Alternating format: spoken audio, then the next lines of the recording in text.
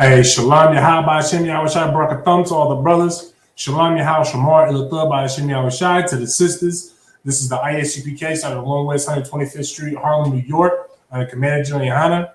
And this is the Las Vegas Tuesday Brotherhood class. You understand?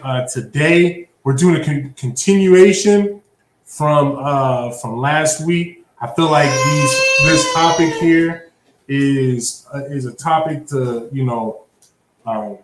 be taught in its fullness into completion. You understand that topic? What did we start off with? Was I forgot what the first topic was. But then we went into voting. Now today we're going into the continuation of the Israel coming together as one. Israel being the so-called Blacks, Latinos, and First Nation men and women. You understand? And then when we finish that up, finish up this topic, we're going to go into the importance of communication. You understand? That communication going from, whether it's from brother to brother, brother to sister, sister to sister, from the highest ranking man to the lowest ranking man, the lowest ranking man to the highest ranking man, a father to his children, a husband to his wife to the whole shebang. We're gonna go over that, the importance of of us just having communication. You understand? Salakia. Okay, I found my notes. Boom, I'm ready to go this time for it. Before we actually get into the topic, though, I'm just gonna ask that everybody does their part to make sure that they like and share the class. You understand? It's very important that we all do our part to make sure that we get this word spread to the four corners of the earth. You understand? Because there could be a brother or a sister on your timeline that is looking for a way to turn their lives around. You understand? That brother or sister being a so-called Black, Latino, First Nation man or woman. You understand? And the only way for those said people, quite frankly, to be able to actually turn their lives around for the better is by serving the Most High God. You understand? And you can only serve the Most High God here in the ISUPK under Commander Juliana. You understand? You cannot serve the Most High God in those Christian churches. You understand? Because you know what? Quite frankly, the person that's teaching you in those Christian churches, those pastors, you understand? They're over there, doing everything but what the Bible actually says. You understand? They are literally wolves in sheep's clothing. You understand? You can't serve the Most High God if you are, in these fake Israelite camps like gay UIC, them little purple homosexuals. You understand? You can't do it there because again, they are doing everything but what the Bible actually says. Any of those so-called unity camps, you cannot serve the Most High God there because nobody actually follows what the Bible says. You understand? The only school, the only place on the face of this planet, you understand, that actually follows what the Bible says, that does as the Lord's will is in the ISUPK under Commander Juliana. You understand? So make sure that y'all do your part to like and share this video. If there's anybody that's online that has any questions, feel free to post it in the chat. I will get to I will answer your question to the best of my ability scripturally. If I'm unable to answer it myself, I will take your question to a mightier man than myself and get the question answered for you. You understand? Again, we are not the Christian church. We're not gonna, listen to an answer listen to a question and then, just feed you an answer that just sounds good, that makes you feel good. You understand? That's what the fake, that's what those Christians do. You understand? In the ISUPK, we actually deal with the truth. That's exactly why we are called the home of the truth. You understand? So I will let you know, hey, I ain't got the answer for you, but I can get you the answer. You understand? And of course, we'll be able to answer the question in fullness. You understand? Scripturally. You understand? At the moment, I don't see anybody online that has any questions. Is there anybody in the classroom that has any questions? You got a question? Which question? I was just going to say Is it something that your mother can answer for you? Yeah. Oh, okay. What's your question then? What'd you say? If you can use the bathroom? Yeah. Okay, that's something that you can ask your mother. Go ahead. We'll use the bathroom. All right. So, like I said, we're gonna pick up from where we left off last week. You understand, so that we can get this topic answered in fullness. Because you know what, it is very important that so-called Blacks, Latinos, First Nation men and women, we all come together. You understand? The only reason why we are in the condition that we are in is because, who can finish my thought? Go ahead. Because we don't want to separate from other nations. Because what? Because we don't want to follow the law, statutes, and commandments. One, and then I was gonna say also we don't want to separate from all the other nations. Okay. For those of y'all that didn't hear what the sister said, she said her first answer was because we don't want to follow the law, statutes, and commandments, and then also is because we don't want to separate from the other nations. Even though that she is correct about those, with those answers, that's not what I'm looking for. You want to take another stab at it? Okay, so the question was why we're in the position that we're in, right? Yeah. And your second answer was actually the closest to the answer I wanted in the first place. Because we don't come together. Because we're not coming together, because we're not unified, because we want to separate from each other, but not the other nations. So if you would have just finished it with that, you're right by saying because we don't want to separate from the other nations. You're right.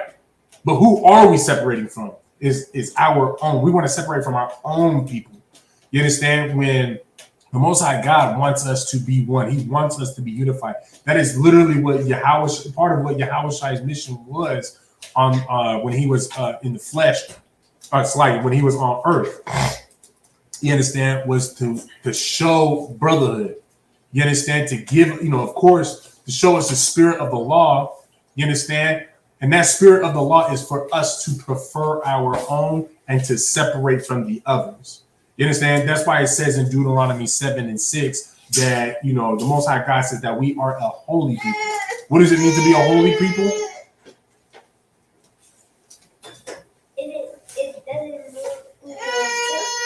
No, it means to be separate. To be holy means to be separate. You understand? You can't be separate if you're trying to unify with all these other nations. You understand? You had something? Wait,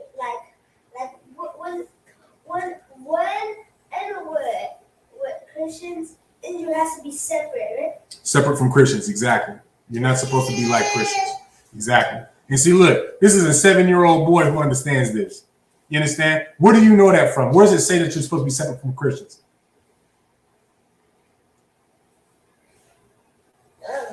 Hey, maybe he just learned very well at home. You know what I'm saying? The Most High in Christ, give his parents a hand. God damn it. You understand? That's the Lord right there, where just a 7-year-old boy at least understands that he's supposed to be different from other people. You understand? Because this is what it says in the Bible. You understand? So, let's go ahead and get into this topic. Why does it always do this? All right, cool. I believe we stopped at Luke 4:25. So we're going to go ahead and we're going to start at Luke 4:25. I might have already read that. Let me see. Let me just open it. It's fine. Let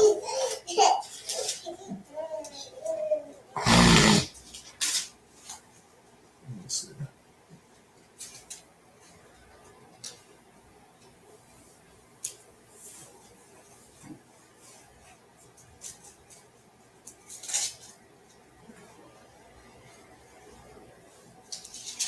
Okay, so let's go to Numbers 16:1. I think that might be in Salakia. Okay, yeah. This is where I want to start. The book of Numbers, chapter 16 and verse 1. All right, we'll go ahead and start this. This is the book of Numbers, chapter 16, verse 1. Now, Korah, the son of Izar, the son of Kohath, the son of Levi, and Dathan, and Abiram, the sons of Eliab, and On, the son of Peleth, sons of Reuben, took men. So now, just to set the stage, these were men coming together. You understand? Whom of which were sons of Reuben. All right, Korah was gathering men amongst himself. All right, verse 2. And they rose up before Moses with certain of the children of Israel, 250 princes of the assembly, famous in the congregation, men of renown. So this brother Korah, you understand, whom of which was a Reubenite, he gathered 250 other Israelites to come up against Moses. All right. Verse 3. And they gathered themselves together against Moses and against Aaron, and said unto them, Ye take too much upon you, seeing all the congregation are holy, every one of them, and the Lord is among them. Wherefore then lift ye up yourselves above the congregation of the Lord. So right now, Korah and all these other brothers, right, are coming together against Moses and Aaron and saying, man, you guys are taking too much responsibility. You're saying that all of us are holy, right? We're all, and the Lord is with us. But basically, why is it that we should follow under just you? If the Lord is with me, I mean, hey, shouldn't I be able to go start? Can't I have my own school? We could do our own thing because the Lord is with me, right? Now, first of all, before we go on, who does that sound like? All the other camps? All these other fake ass Israelite camps. You understand? All of them. IUIC, GLCC, GMS, and those are really the in Sakari, I can name that one. Other than that, I don't know any other fake Israelite camps. You understand? All of them split from what would be known as, at the time of Moses and Aaron. What would Moses and Aaron's school be? What would that be called back then? Right, Azai? It'll be called the Christian Church. Mm-mm. That'd be the UPK. It'd be the UPK because they have Moses as the one truth. You understand? He has the one understanding. And you're going to see that, that is so. And also what's going to happen to those that want to cut themselves off from the truth, from being in the ISUPK, to go and start their own thing. You're going to see how the Most High God dealt with them. All right. But mind you, just like what Ecclesiastes 1:9 says, that there's no new thing under the sun. So what Moses was dealing with back then, same thing David dealt with, same thing Yahushua dealt with, same thing that we dealing with today. You understand? We're going to see how the Most High God is going to decide to deal with them at that time, right? With those that want to do their own thing. Okay? Verse 4, and when Moses heard it, he fell upon his face, and he spake unto Korah and unto all his company, saying, even tomorrow the Lord will show who are his, and who is holy, and will cause him to come near unto him. Even him whom he hath chosen will he cause to come near unto him. So right here, Moses is saying, like, you know what? Tomorrow, the Most High God is going to show who he's with. Tomorrow, the Most High God is going to show whose side he is on. You understand? Who he supports, who he sees to carry out this truth. You understand? Hey, Shalom, Lord of Christ. Trooper, it's good to see you in the class. Good to see you in the class. Okay. You understand? All right. Verse 6. This do.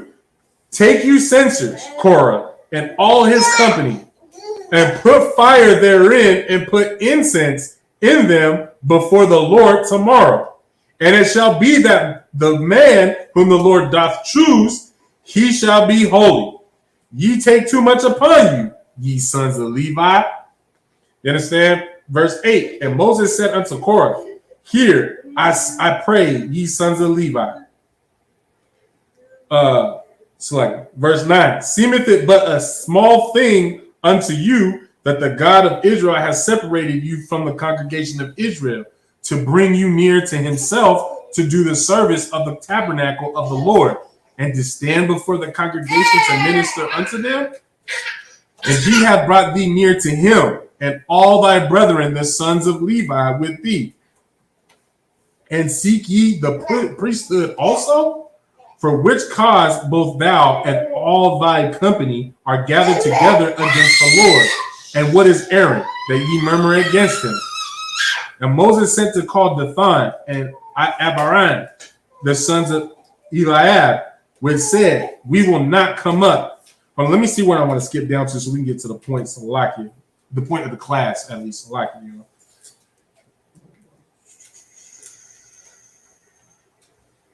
Oh, you know what? We'll keep reading from there. Verse 13. Is it a small thing that thou hast brought us up out of a land that flowed with milk and honey to kill us in the wilderness, except thou make thyself altogether a prince over us? So now, again, this just sounds like IUIC and these other fake camps that cut themselves off from the ISUPK. You understand? Because they didn't believe that, you know, all of this, you know, the truth should just be in one place.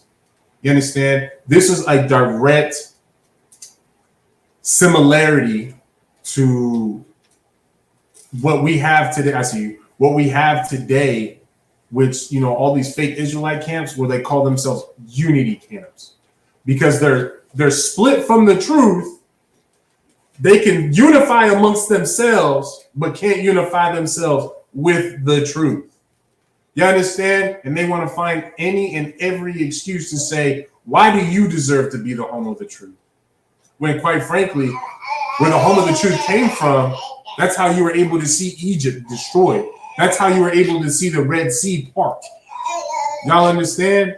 But yet, you find it upon yourself to still question, why should I be leading us? Now, mind you, they said, why should you be the prince over us? When Moses never said he was a prince. That's the same exact thing that these fake camps do, where they point the finger at Commander General Yohana and say, oh, you guys worship him. I see you all worship Commander General Yohana. Y'all put him on a pedestal. Y'all do, you know, X, Y, and Z. Now, mind you, we reverend.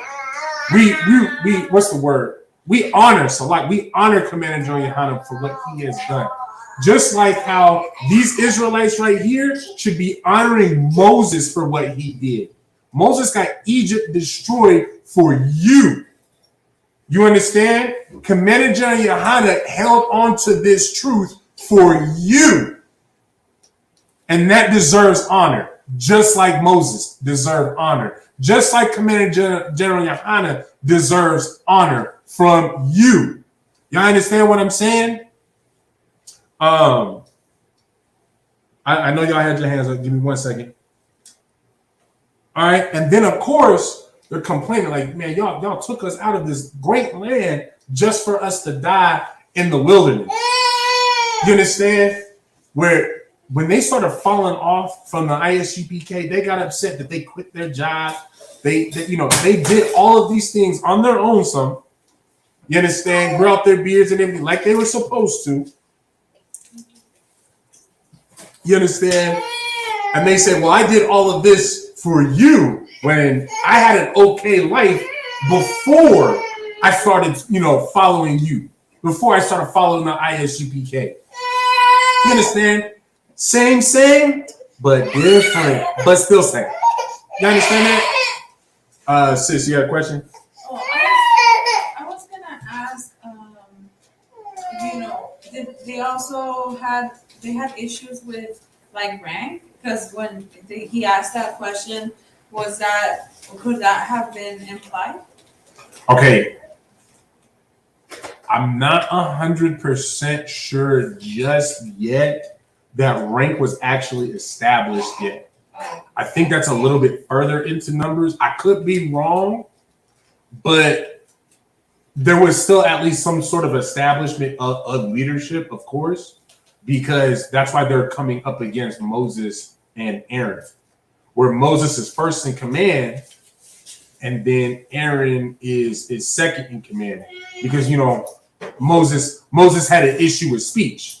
And Aaron was very good with speech. So Aaron spoke for Moses. It was something very similar to like Commander General Yohana and General Mahayim. Commander General Yohana doesn't have a speech impediment that I'm aware of, at least. I think he speaks very well, very inspirational. But, so like General Mahayim, a lot of times it is him speak, it's him being the face for General Mahayim, where, he, how do I put it? You would see General Mahayim before you would see Commander General Yohana, just off of the fact that General Mahayim is going to screen what Commander General Yohana, deals with to alleviate. You understand? Because it is still a chain of command. So, like, to an extent, yes, but into the fullness of your question, and that's something I can, look up myself. When rank was actually starting to become established within Israel, as far as the officers and the captains and stuff like that. You had something? What's the Red Sea? The Red Sea, it's the sea that Moses split. It was a big body of water, and when Moses was leading the Israelites out of Egypt, the Most High God told him to, use the staff, split split the sea. And so when he did that, the water parted, rose up and parted, so that the Israelites could walk through where what would be considered the middle of the sea. They just walked through to the other side safely, and then the water came back to where it was, and all the Egyptians that chased them were killed and drowned in the sea. I thought it was a Red Sea. No, it's just called the Red Sea. Sister says, Salaki, sir, is this situation an example of leaning into your own understanding when it comes to following the law, statutes, and commandments? Kind of, sis. That's exactly that. All right? Because what did they just say? They're sitting there telling them, earlier, what was that in verse 3, where it says, and they gathered themselves together against Moses and against Aaron, and said unto them, ye take too much upon you, seeing all the congregation are holy, every one of them, and the Lord is among them. Wherefore then lift yourselves up above the. Oh, that's nice. Well, that's nice. Salakia for those of y'all that our license went out. Salakia. Let me finish your question. Wherefore then lift ye yourselves above the congregation of the Lord. So they're asking them, like, man, if we're all holy, why, and the Lord is with all of us, why are you above all of all of us? You understand? Why is it that Moses has more of any type of leadership role, a higher role than the rest of us, when they're basically saying we should be a unity camp. We should all be equal. We all be like one. We're all holy. The Lord is with all of us, right? You understand? That is a direct example of leaning unto your own understanding. Because how does the Most High God want things to be set up in the first place? Go ahead. He wants it to be set up for our like celebrations. Like Christmas, Halloween. Okay, I mean, yeah, you're right about that. I wanted to let me do that. Okay.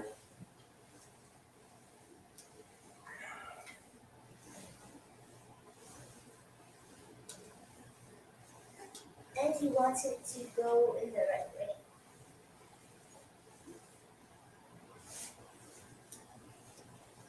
Man, that looks kind of bad. I wonder why it doesn't look like that with Shabbat using that light. That's interesting. All right. Not exactly what I'm looking for. Go ahead, sis. I was gonna say he wants us to move like one body and. Okay, so one body, one accord. How about with decency and order? With what comes with decency and order? Rank system. You understand? Just keep it simple as, the household. Someone's got to lead the household and someone's got to follow. Who leads the household? The Most High? Okay, so who's after the Most High?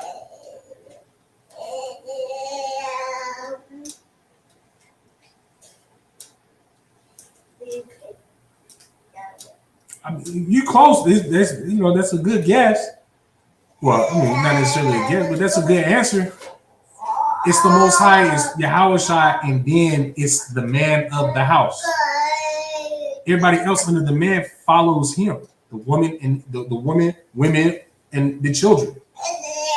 You understand? So, Khan says that, obviously they did not have an understanding of the laws, statutes, and commandments because they were questioning the order and decency in the first place. When,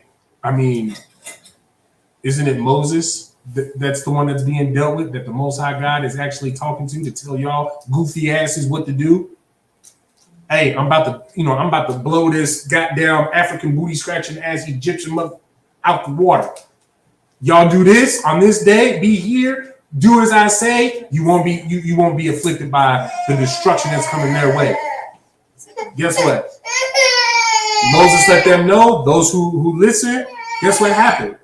They weren't afflicted with they weren't caught up in the destruction of Egypt.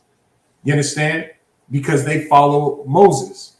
So it almost sounds like if I listen to the person that's telling me that he's, getting instruction from the Most High God, and as long as I listen to him, I can watch everybody else get destroyed. Don't it sound like you should listen to that person? Go ahead.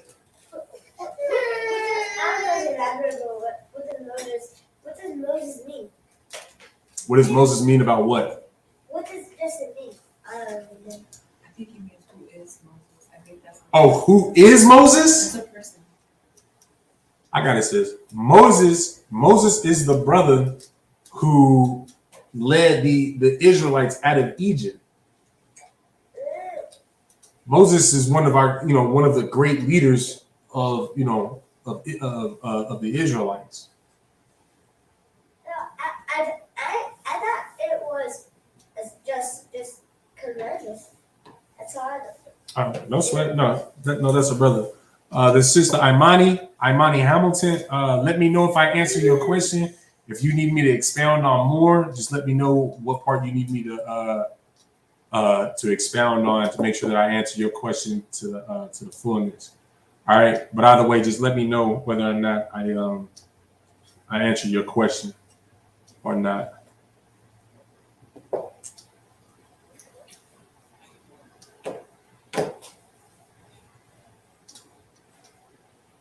Give me 1 second. Let me see.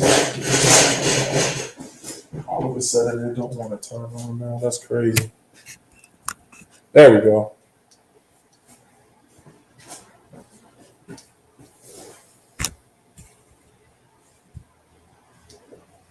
I guess it's a little bit better.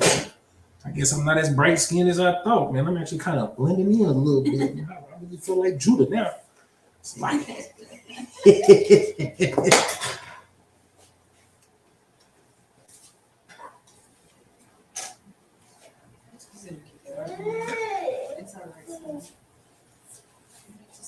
All right. All right. Where did I leave off at while I wait for the sister to let me know that I answered in fullness? Verse 13. All right. Verse 14. Moreover, thou hast not brought us into a land that floweth with milk and honey, or given us inheritance of fields and vineyards. Wilt thou put out the eyes of these men? We will not come up. You understand? Oh, okay, Most High in Christ says. So, all right, let me see how bad it actually looks on here. Salakia, y'all. Give me 1 second.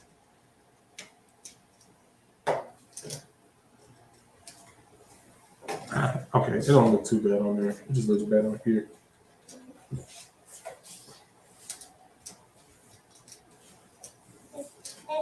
All right, yeah. I do actually want to finish this class. I'm not gonna lie. All right. So this right here is the same thing as, you know, like before the big fallout where all the brothers that were in the ISUPK before, Nathaniel decided that he wanted to be a purple homosexual, and you know, Sakari wanted, you know, I don't know if that's his name or whatever. But before all these other fake unity camps disbanded from the truth to go and start their own fake camps. You understand? Where they're just like, okay, you haven't delivered on the things that you promised me. The things that you told me, you know, Christ was supposed to be here. Year 2000, for example, for those of y'all that are hip to the Y2K, right? The Y2K prophecy. Christ didn't return. So, you know, Christ didn't return. This didn't happen. We're still waiting on this. We're still waiting on that. These brothers are saying that, you know what? You took me from this land. You haven't brought me to where we're supposed to be now. What's the correlation between the two? What's the similarity between the two? The brothers is impatient. They expected things to just, they expect the kingdom of heaven to fall out of the sky. They think that the kingdom of heaven is just going to come down on the sky, or come down from the sky, set itself on the earth, and then boom. Life is just rainbows and daisies and unicorn dust, and everything is fine, well, and dandy.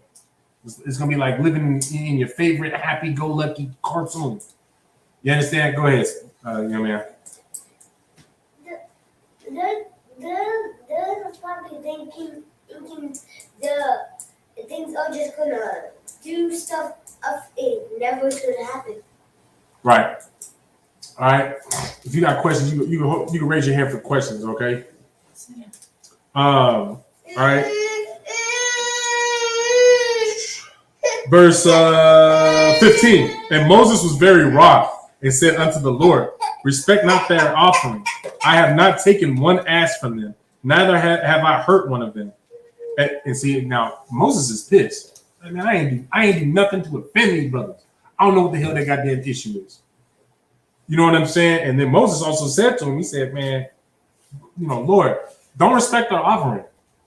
Because they're trying to offer you something, you know, in the like off of the whim that I did something wrong to them.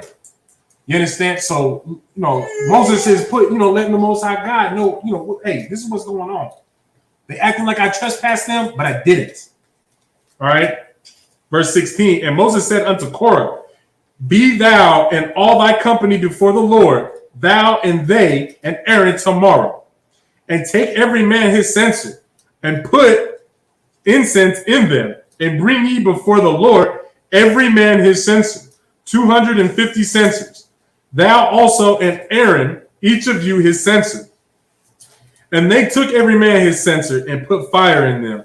So the censer is, you know, basically like this, right? You put the little incense in it, you know, telling them to spark that up and hold your peace, right? I mean, you know, basically, man, set that doggone thing ablaze, right? So he's letting them know, hey, this is what we're going to do tomorrow, okay?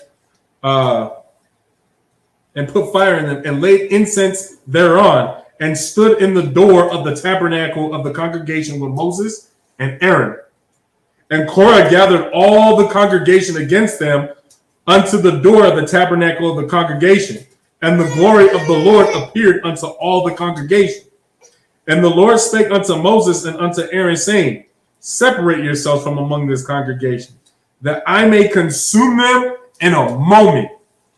Verse 22. And they fell upon their faces and said, O God, the God of spirits of all flesh, shall one man sin, and wilt thou be wroth with all the congregation? So now, right here is setting up, because this is where the Most High God was about to he's about to kill them all off, because Moses and Aaron was the only ones doing the right thing. And then again, because Moses has that type of brotherhood, you understand? This is, and mind you, this is where Commander Johanna learns to be so doggone brotherly and patient with you bastards, Like with you numbskulls that want to continuously rise up against Commander Junior Hana. You understand? This is where he learns this type of brotherhood. It's from a strong, great brother like Moses. Where even though that they even pissed off Moses, they was lying on Moses. Right? They was trying to come up against Moses, and Moses was still like, oh, hold on, man. Slacky, sir. Slacky, I don't want. Man, I don't, not all of them should be killed off. Right? So then when you go into chapter 3, you understand? Chapter 3 basically just goes into, and we're not going to read it. We're going to stop right there, right? Chapter 3 goes into how when Aaron and Moses, they separate themselves, and then basically it's going to be anybody that agrees and follows with Aaron and Moses, separate onto this side. Everybody that wants to separate against Moses and Aaron, come on this side. And those that went on the opposing side of Aaron and Moses, the Most High God opened up the earth and swallowed them. Y'all understand? Give me 1 second.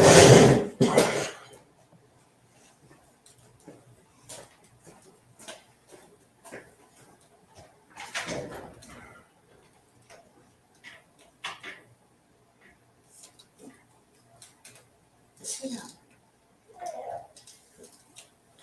Sit down.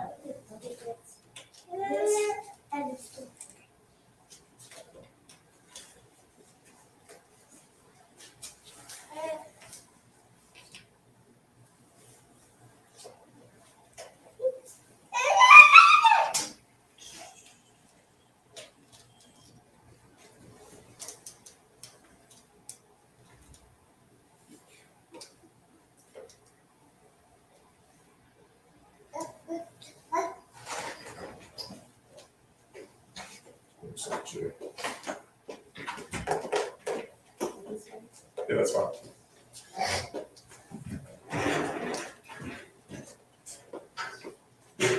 All right, slack it. All right, where was it? Okay. So you understand? That is a consequence. That is part of the consequences of coming up against the Most High God. Mind you as well, who was the appointed leader of the Most High God?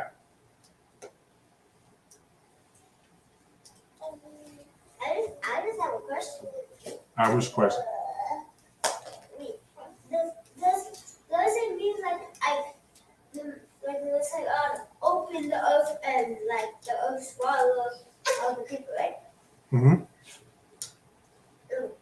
Yeah, the earth opened up to the big huge hole, and then it closed.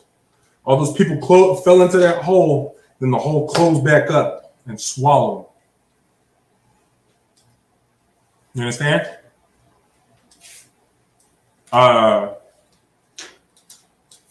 You want to take a stab at it? Moses. So if the Most High God appointed a leader to lead his people, who are you really coming up against when you decide that you don't want to follow that leader that the Most High God appointed? Who are you really coming up against? Go ahead. Hey, man, give the young man a hand. Exactly. You're coming. Man, see, look, this is a 7-year-old boy, y'all. The 7-year-old boy knows this Bible better than your doggone Christian pastor. But hell, knows the damn Bible better than y'all that are not in the school, that are watching these videos. You understand? You fake Christians, man. This little young man right here knows the Bible better than y'all. You understand? He's got more critical thinking than you could even imagine. All because he understands the basis of following the law, statutes, and commandments and what follows with that topic of the class. He knows that he needs to be one with his people. So if he's not one with his people, who is he one at odds with?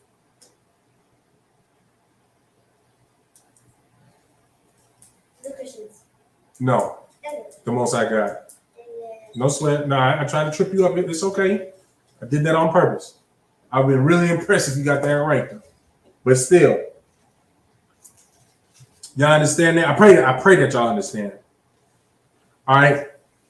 So now, as we move forward,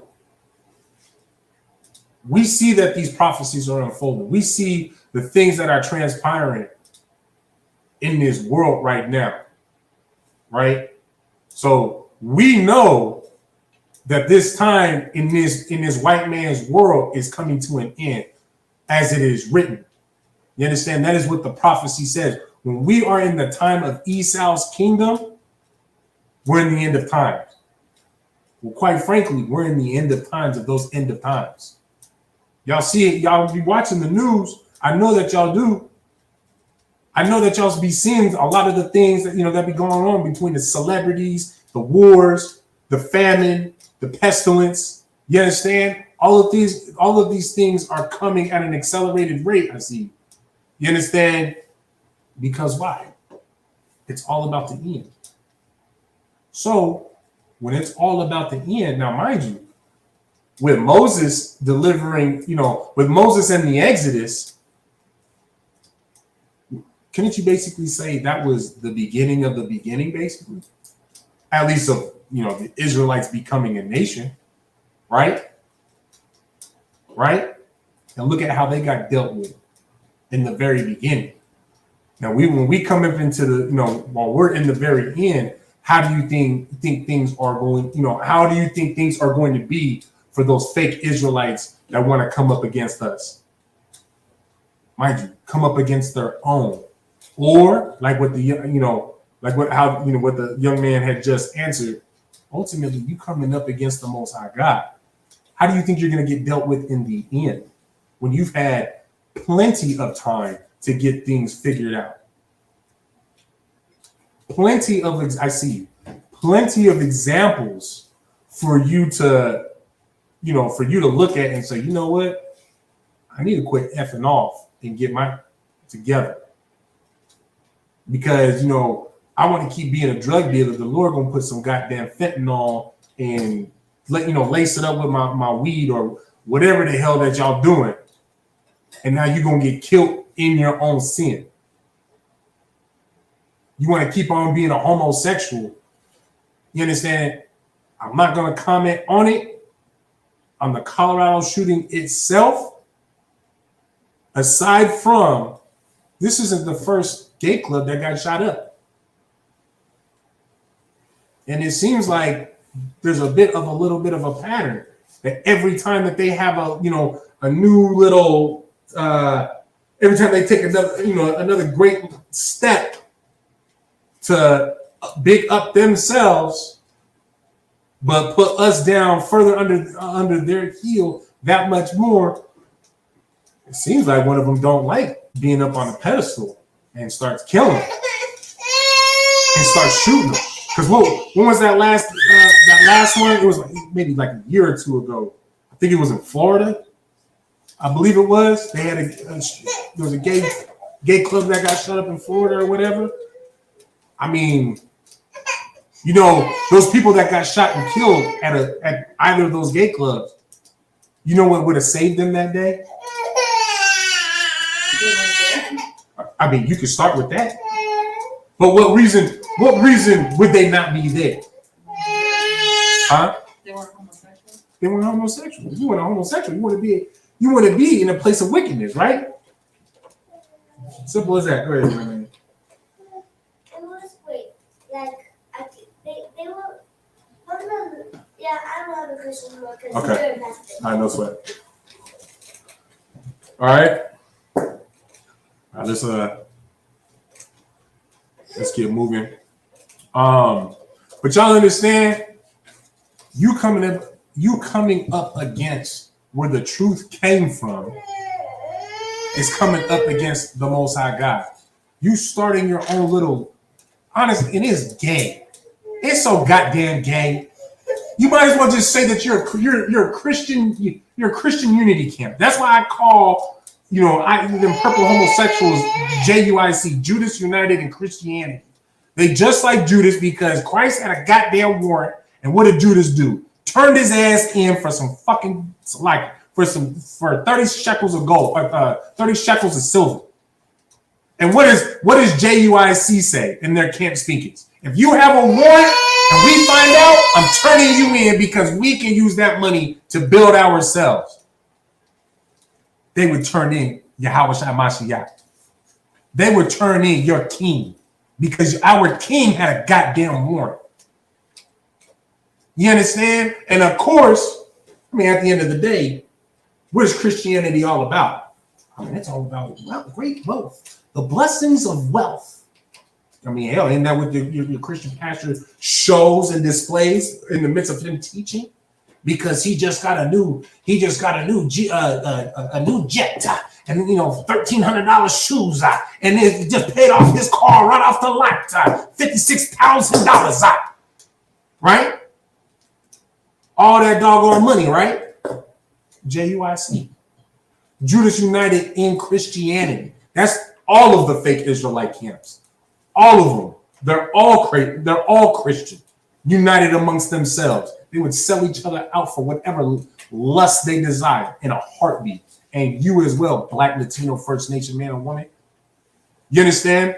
That's why it's important for these classes to get liked and shared, so that to make sure that these get pushed out to the four corners, so that our brothers and sisters actually have an opportunity to hear the truth, to see what the truth is, have an opportunity to see what real brotherhood and sisterhood actually looks like, right? And with that being said, just really quick, right? Make sure that y'all stay in touch with us, right?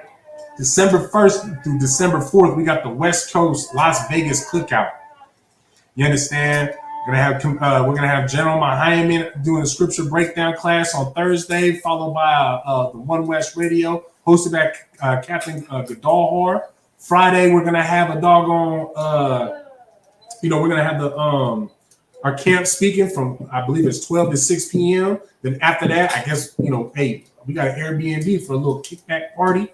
You understand? And then Saturday, we're having an actual, the barbecue cookout. It's going to be at Centennial Hills Park, right there at a farm in Buffalo. You understand? You need details, address, whatever. Just make sure you reach out to your respective camp leaders. Also, after that, then we got another Airbnb, I believe. Actually, no, I think we're going to the club before the Airbnb on Friday, and then hitting the Airbnb, and that's going to be the same thing on Saturday after the barbecue cookout. You understand? So if you want an opportunity to see what real brotherhood, sisterhood looks like amongst so-called Negroes, so-called Latinos, so-called First Nation men and men and women, First Nation people, it's likely men and women, man, come to this cookout. Come check us out. You understand? Where you can actually have a couple of drinks with your brother and ain't gonna be no fights. You understand? Where you can actually, place, shoot some dice, play some dominoes, play some spades. Ain't gonna be no fights. Ain't nobody gonna get shot up in there. Y'all understand? Real brotherhood, real sisterhood. You understand? Which can only be found here in the ISUPK, right? And then we'll do another shout out of that at the end of the class. But make sure that y'all get with us. Come to this cookout. All right. There we go. So now we're going to drop that. We're going to go to the book of Genesis chapter 1 and verse 6.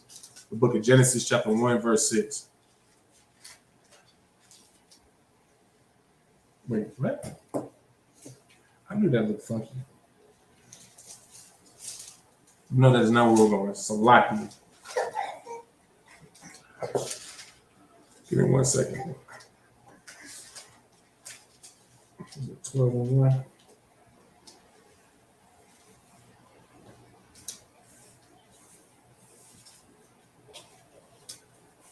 All right. We're going to go to Genesis chapter 12, verse 1. Genesis 12 and 1.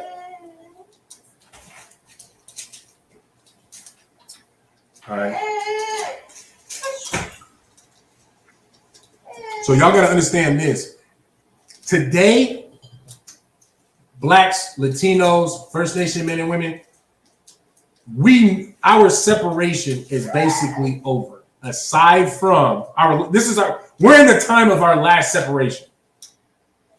All right. Can anybody tell me what what the separation is in this lifetime, what with the separation that we're going through this iteration.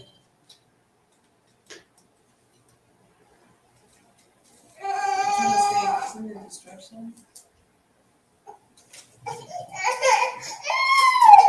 Okay. Yes, but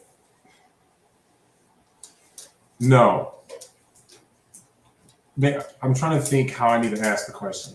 Because maybe you didn't understand what I meant. What is the separation about? You know what? We'll revisit that question. The book of Genesis, chapter 12, verse 1. And the Lord had said unto Abram, get thee out of thy country, and from thy kindred, and from thy father's house, unto a land that I will show thee. And I will make of thee a great nation, and I will bless thee, and make thy name great. And thou shalt be a blessing. And I will bless them that bless thee, and curse him that curseth thee. And in thee shall all families of the earth be blessed. Now let's revisit that question.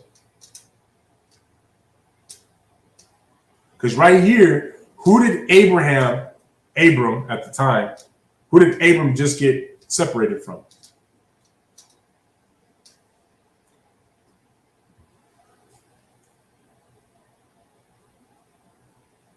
So Imani Hamilton, she said Salakia is a separation of the men from their families. Okay, no. Right here, what we just read, Abraham was being separated from somebody.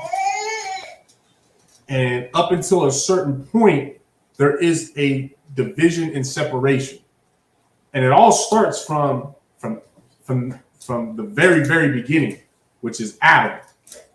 The separation process begins. Now it's a little bit different in this iteration, in this age, in this little go through that we're going through, waiting for Yahweh Mashiach to return. What is different from now than from then? Go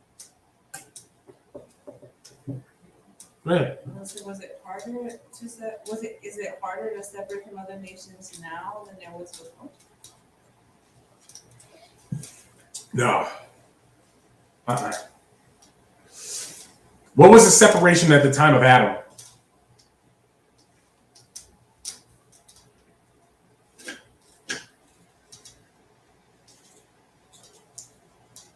Well, I thought the separation was from other nations. I think isn't that what he was separated? They separated. Okay. Because isn't that why they were? I mean, yeah. I started with it. So, wait. Say your answer again. No, I wasn't saying that they had already said that that separation was separated from other nations. But isn't that why they were? So, what is the separation? What is the separation that we're going through now? Okay. Now, our nation wasn't actually established yet then, though, with Adam. So you are right about that. Right? So what is the separation now, though? You said from other nations, okay, but there is still more. Well, from others that are not following the law, I guess. From those that are not following the law. Because, I mean, now, in ISUPK, we don't teach the 1/3, 2/3 thing. Because just like what Paul said, I pray that all of Israel gets saved. And we all stand by that. You understand? But if it does come to fruition that if it comes to terms that the Most High God says, you know what, I'm sticking to 1/3, 2/3. 1/3 will be saved, 2/3 will be destroyed. Why would 2/3 be destroyed? 2/3 being 1/3 and 2/3 being of the Israelites, not of the world, but of the Israelites. So why would 2/3 of the Israelites be destroyed? Well, that's because they also weren't following the laws and statutes and commandments. They weren't following the law, statutes, and commandments So they get treated just like the heathens would, right? because they didn't separate. Right, exactly. No, exactly. Now, from what we just read right here, it is a little bit different. I started with Adam, which kind of did kind of mess up the question, so it's a lot here, but you kind of did fix it a little bit. You yourself, I will, tip my hat off to you for that. But what I meant to say was starting with Cain and Abel, because now a seed between those two wasn't necessarily chosen, but there was a preference of a seed, and that was Abel. Cain killed Abel. So now the unpreferred seed, basically got banished, whatever, started his own thing, got marked. Then Seth came forward. Then Seth came forth with Noah. Then after Noah came Abraham. Then Abraham had numerous sons, and then it was Isaac. Isaac had, Isaac had his twin boys, and then it came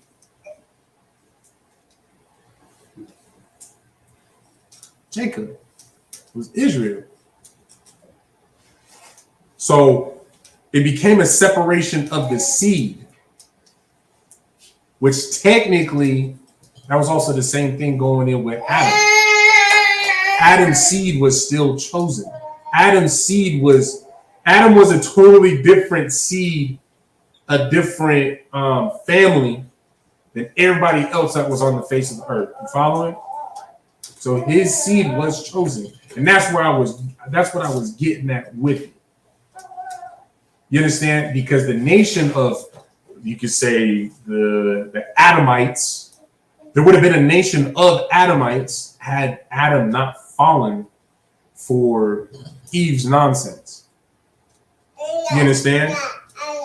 Go ahead. So, 12 and 1, that basically when we start there, that became separation of the seeds. Well, who was he separated from? Well, from his own family. Right. Just like who? Wasn't Esau Jacob's brother? His older twin brother at that? But wasn't one chosen? You understand? And that's also one thing that y'all got to understand as well when you come into the ISUPK. All right? The truth isn't necessarily for everyone. The Most High God, although, like I just said, we want all of our people to have salvation. We want all of our people to be, to be saved, to be able to inherit the kingdom. You understand? But is that going to be realistic? Is it even, no, not realistic. I'll take that back. Should it be much of a surprise if the Most High says, I want you, but I don't want you? I mean, it might suck. Me as a parent, that one of my children, the Most High God doesn't want to be in the nation, but at the same time, should I take it personally? Should I take it, oh, woe is me? Or come up against the Most High God? You see where I'm going with that? Because at the end of the day, Jacob and Esau literally shared the same exact womb, came from the same exact seed. They shared the same womb. You understand? But yet one was chosen. You understand that? But one was chosen. And y'all need to understand that when it comes to all of all these fake Israelite camps. When it comes to the unification as well. Is he cold? You understand? Yeah, just take him out. He wants to get out. You understand? So when we say that we all need to come together, When we say that blacks, Latinos, and First Nation men and women need to come together as one, we're not saying it in an aspect like these doggone unity camps. You understand? Because what these unity camps are going to say is, hey, they're JUIC and they're GMS. So, we have our differences, but we can still come to, we'll invite each other to each other's Passovers and stuff like that. Because at the end of the day, we got one mission. You understand? We're about one thing.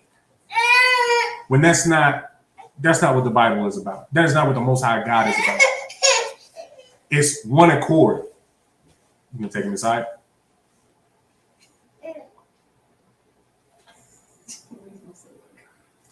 Probably just wants to stand up. That's what it is. Not just ass. You all right though. Y'all understand though? The Most High God wants us to be one body, one accord. So you can't be somebody that, wants to be in a totally different body that opposes this body. You understand? That don't work. Go ahead.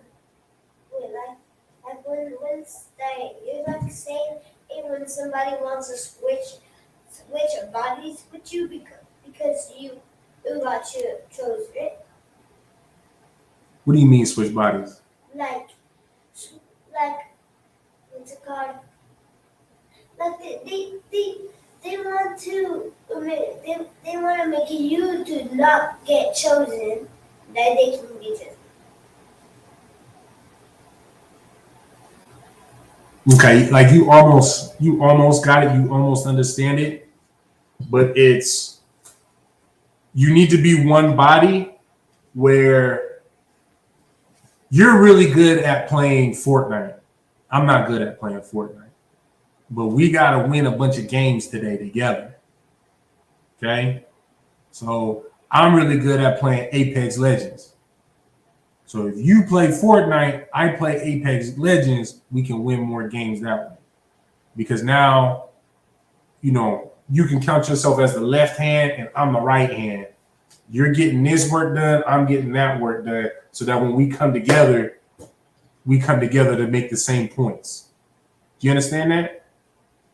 Do you? Yeah. So that's what the one body is. Our the mission objective is for that one body is to win as many games as we can tonight. But what the other camps want to do is we're supposed to be winning games, and what they want to do is they want to try to dress as nice as possible. They want to look like a family. Like they want to look like a family reunion camp. Does that make sense? Like, they got a different objective. Like with fancy, like with regular stuff, they just put on anything, right? Yeah. You understand? All right.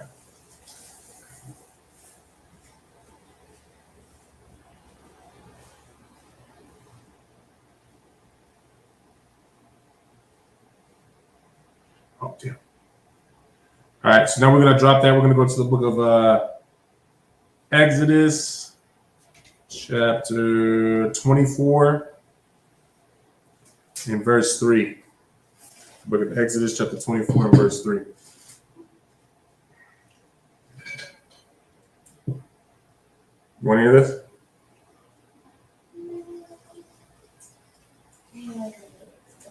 this? There's cups over there. You can help yourself, sis. All right. Book of Exodus, chapter 24, and verse 3. And Moses.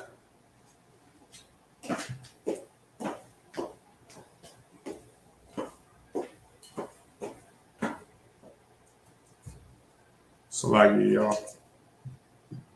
All right. Exodus chapter 24 and verse 3. And Moses came and told the people all the words of the Lord. Just leave it right there. And Moses came and told the people all the words of the Lord and all the judgments. And all the people answered with one voice and said, all the words which the Lord hath said will we do. Who could tell me the significance of this verse we just read? going off of what our topic is, that all blacks, Latinos, First Nation men and women need to be on one accord, that we all need to come together as one. ISUPK? I mean, yeah, that is a significance. You learn how to do that here in the ISUPK for sure. Can you give me a little bit more?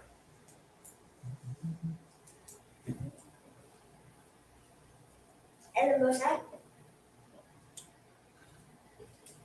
I mean, no, that's not what I'm looking for. I'm gonna take a stab at it. What is the significance of what we just read? I'll read it again. The book of Exodus, chapter 24 and verse 3. And Moses came and told the people all the words of the Lord and all the judgments. And all the people answered with one voice and said, all the words which the Lord hath said will we do. The one voice portion. So what do you mean by that? Like it tells you they all answer with one voice after hearing the Lord, so everybody stayed on. So what's the significance of that, though? As far as What the topic is, what we just read, what is so important about what we just read, with or without what the topic is for tonight. That I feel like I kind of just lost it. no, you're fine. That blacks, Latinos, First Nation men and women need to come together as one. That's tonight's topic. Because it says right there that they all answer with one voice. So if they answer with one voice, everybody has to come together. So, We need to have that same spirit. We need to follow up with that. That we all need to have that one voice, that one body. You understand? So now, mind you, as well, talk is cheap. The Most High God wants somebody who's going to walk that walk. You understand? So the Israelites saying that, okay, yeah, we'll all do it. Now, mind you, they all agree. Oh yeah, hey, we'll do it. All in one voice. That's them saying we understand what the hell our God wants us to do. Right? But then, so what happened? Why is that we have, them purple homosexuals, JUIC? Why do we have them little, the little kid molesters, GMS? Why do we have all these other camp, these fake Israelites who, hey, blacks, Hispanics, First Nation men and women, but yet they're still sleeping with white women. They still sleeping with Asians. They still sleeping with the enemies of which hate you and your people. I mean, isn't that against the law according to Deuteronomy chapter 7, verses 3 and 4 and verse 6? Aren't we not to marry our sons to their daughters and their daughters to our sons? Our sons to their daughters and our daughters to their sons? I basically just said the same thing back and forth. Right? That's what Deuteronomy 7, 3 and 4 says. And we're not to do that. For he is the Most High God. We're to be separate and stay separate. But who are we to be separate from? We just had that debate that they had in Numbers, what was that, Numbers 16? Was that Numbers 16? Yeah. And we read in Numbers 16 where they were trying to come up against Moses and Aaron. I see you. You understand? The Israelites themselves, that was hell. They witnessed the Red Sea being parted. They witnessed Egypt getting blown the hell up, destroyed for them, but then still decided, I don't really like your leadership. I think you're doing too much. I feel like this is all a plot that you have to rule over all of us. So we're basically just trading a king that was over us, that ruled in a land of which I lived in, that flowed with milk and honey, traded that to come and serve you in the wilderness where there is no milk and honey. I'm not messing with that. But in other words, they was just impatient children. And they didn't understand the law to like what the sister had asked earlier. They leaned unto their own understanding. They were Christian in the fact that they believed that they just did a couple of things and said, I believe in God. I followed you across the Red Sea. I ate the manna and I did this, that, and the other. I survived all this crazy crap that's never happened in history except for me. For me to have salvation. For me to actually be a ruler of this earth. They expected that, because they did a couple of things, witnessed a couple of miracles that, the kingdom of heaven was just gonna boom. And then a crown just sits on their heads. And then servants just come their way. And then wives here. And just, that was their mindset. Y'all realize that? That was that. They still had that Christian mindset. Now, Christianity wasn't a thing back then. But that Christian spirit was a thing back then. Y'all understand what I just said? That Christian spirit was there back then. It was just called something else for that time. You understand? Because that same spirit is here today. How do you know? Who can give me an example of what the hell they did coming out of Egypt, crossing that Red Sea, being in such darkness that it almost suffocated you? But you had the IFO, you had that chariot in the sky that the Most High had set for, to bring you out of that darkness. How do you know? How is what is being said? What was said then that's the same now? What is the similarity from then and now?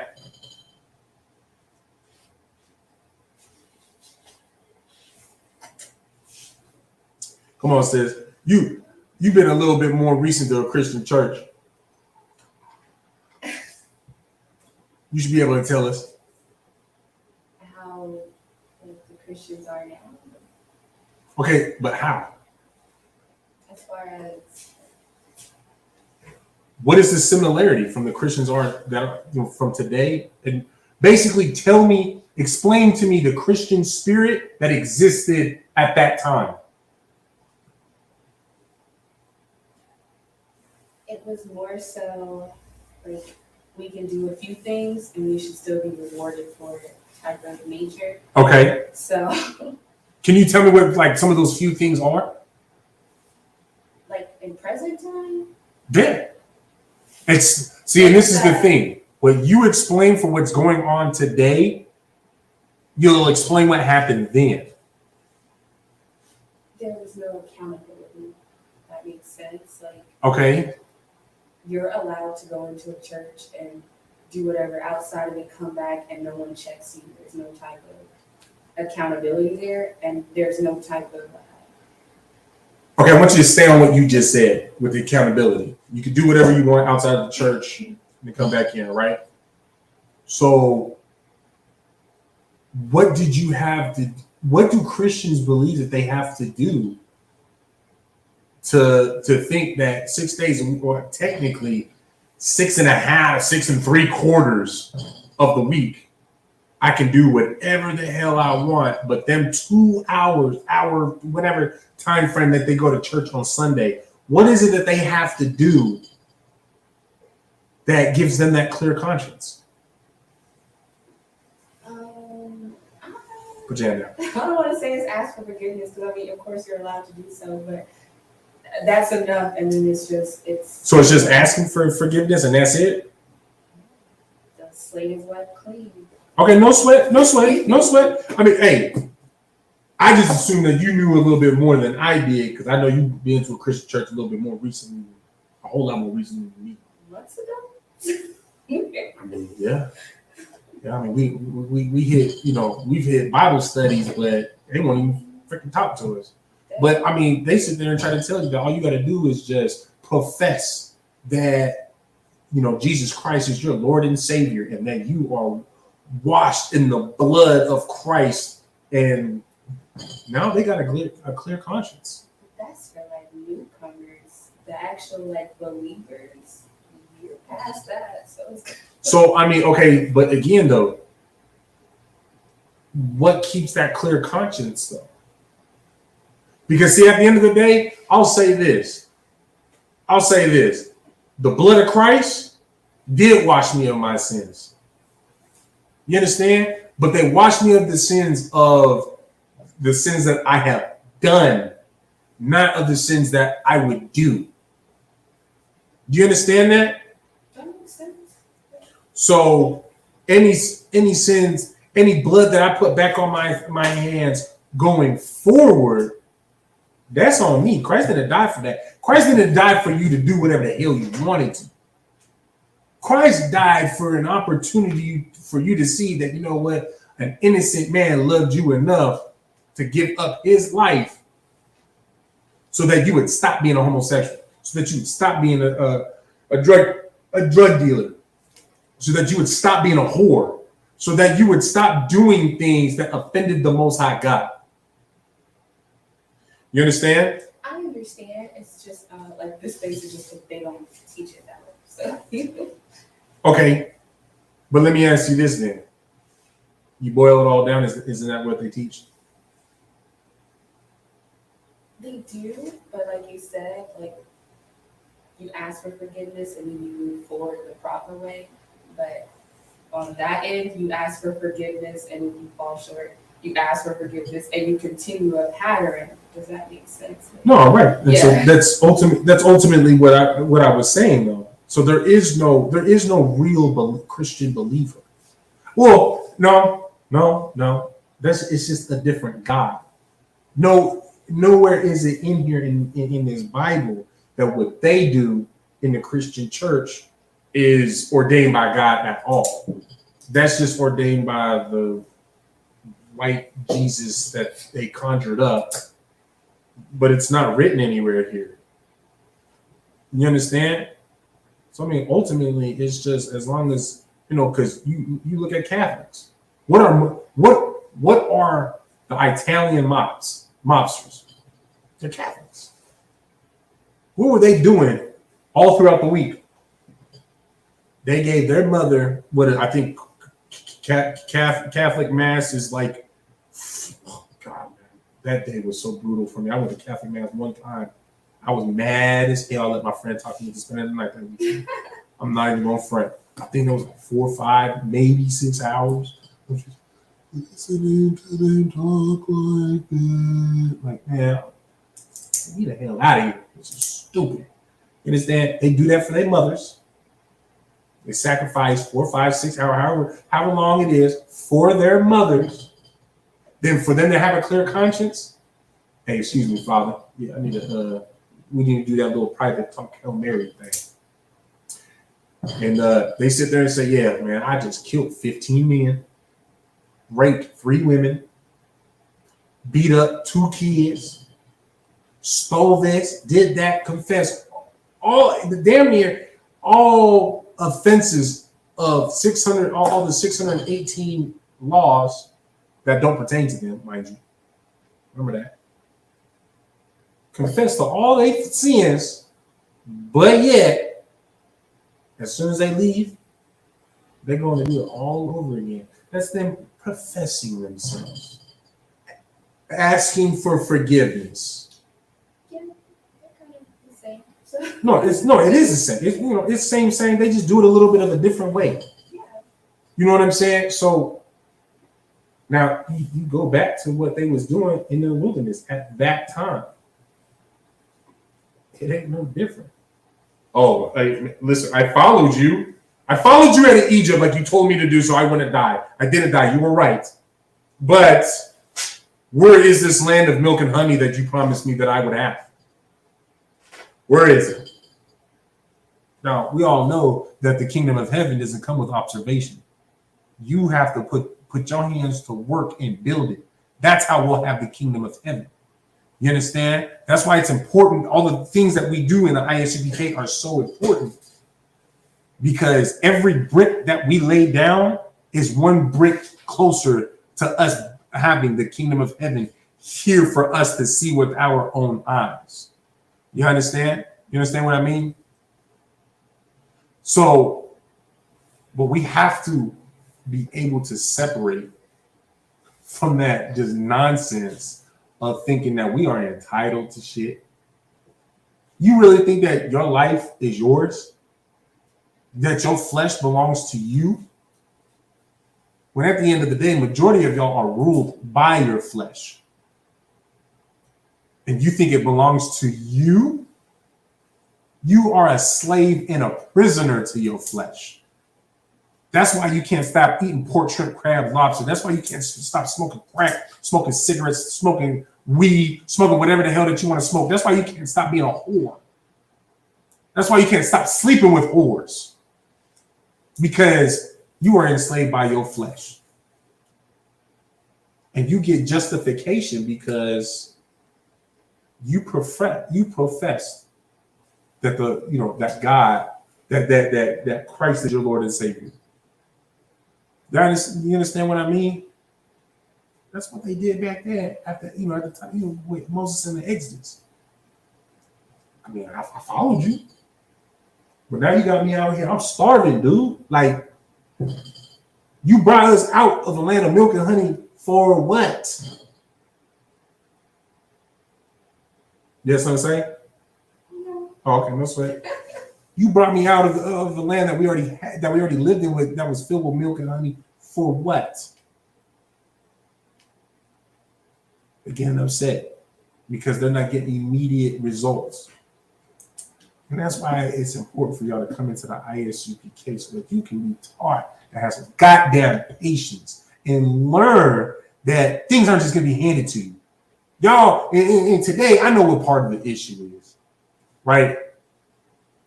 We grew up with the email chains that if you send this email forward it to 10 people, you will have a wealth of luck, and later you'll be wealthy and good luck and God will bless you and whatever the hell the email chain says, right? And now today is if you like and share this post or you hear this song and repost it within 10 seconds, you'll have a year of good luck and good wealth.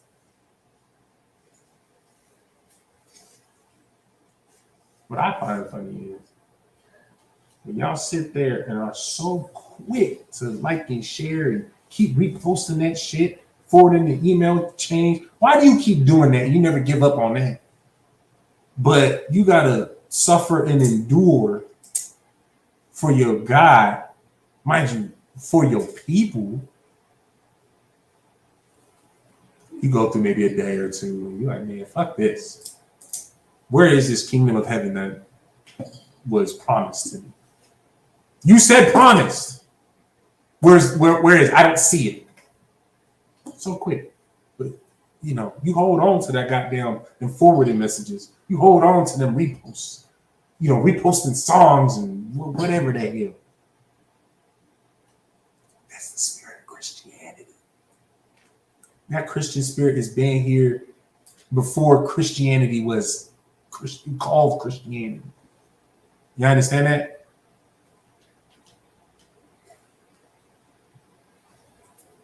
Sister said, and make an offering in the tray.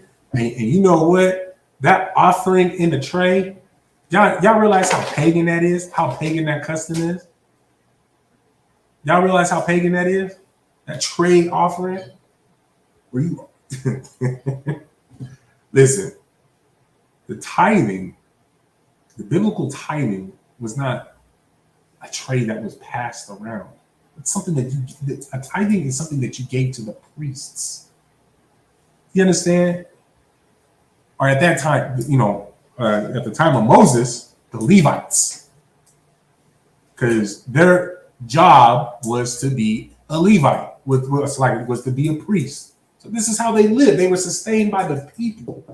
And then, of course, the excess was when you had an issue, you couldn't pay your land tax. or what have you.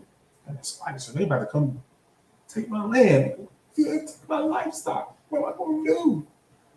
All right, let me go get my ledger. Okay, we got a surplus of this. You need this. Here, go get this. Just make sure that you pay this back.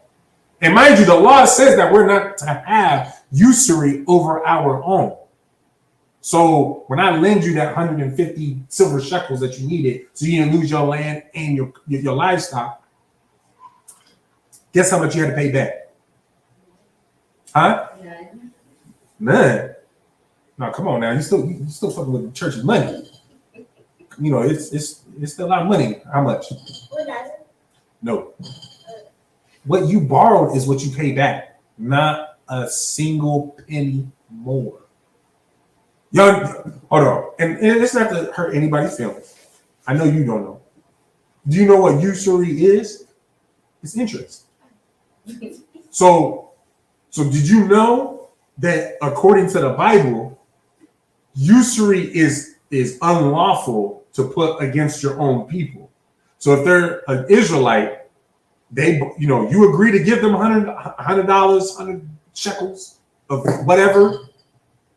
You are not to say, okay, you got a week to pay that back, and when you pay that back, you got to pay me 10% more. Or, every day you don't pay me, I'm gonna apply 10% usury. That's unlawful. But did you also know that if you give a loan to somebody of the other nations, you can apply usury? You do know that? Oh, okay. Yeah. Oh, ain't no thing. Hey, if you know, you know. Now, concept exactly. Usury, no interest. So whatever you borrow, that's what you pay back. No more. You understand? You pay more. If you pay more, that was on you. That was you. Man, I really appreciate it, man. Take 50 more. I had really big, my